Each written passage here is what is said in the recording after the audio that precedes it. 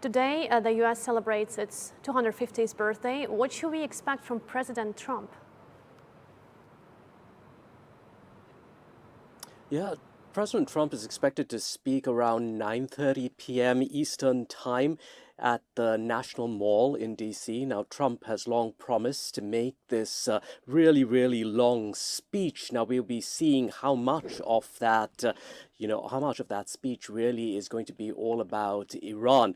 Many critics have said that the whole 250th celebrations has been run as a political campaign or a rally. The president has called the evening appearance amongst the city's most iconic monuments as the most spectacular Trump rally of them all, is what President Trump is calling it. Now, past US presidents, they've really stayed clear of these celebrations at the mall on the 4th of July, but Trump has decided that he's really going to be there and be part of it. Now, earlier in the day, more than 30 military aircraft were doing these flyovers over DC as part of a day-long air show, but DC's traditional parade has been cancelled because, as you know, this part of the United States facing this extreme heat, these extreme heat warnings, this dome that's covering this area that has made temperatures rise as high as about 40 degrees Celsius. Now, Trump has also said that expect the largest fireworks display in US history, roughly about 850,000 pyrotechnic effects. However, a Reuters Ipsos poll has found that a majority of Americans, including 3/4 of Democrats, and also half of Republicans think that the events celebrating the country's 250th anniversary have grown too political.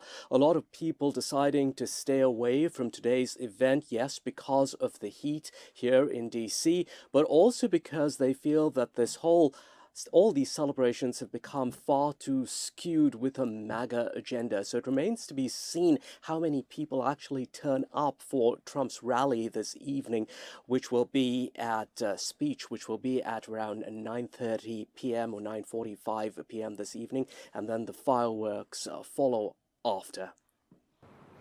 Right, Allister, you just mentioned the heat wave, and you mentioned also that people would most likely be staying away from the celebrations. Is there anything else that probably would get affected by the heat wave? As you said, 40 degrees Celsius. Yes. Yeah, 40 degrees Celsius, what?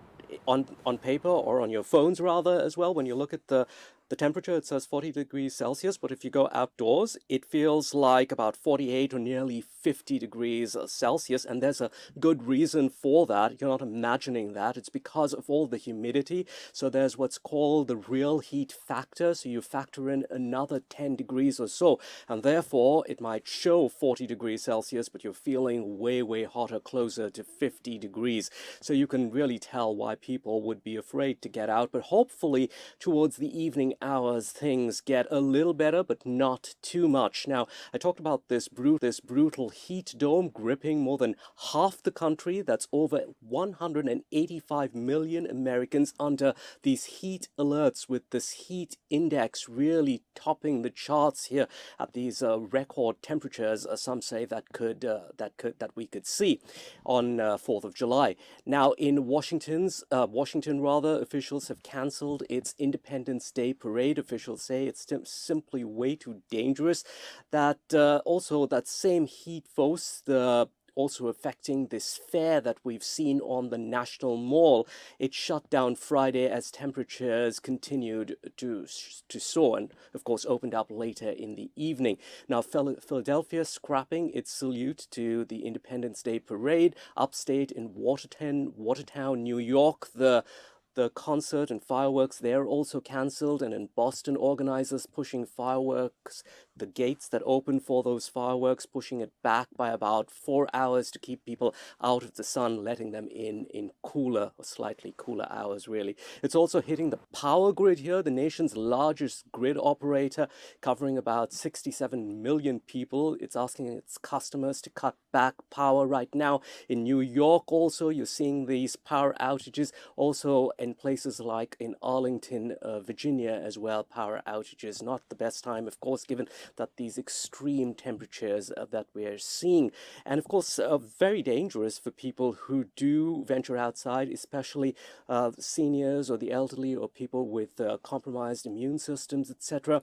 They have to be really mindful of getting out into the open under the sun at this point in time. Also reports of dehydration and emergency crews having to attend to several people who have decided to venture outside and be a bit brave as far as attending some of those celebrations go.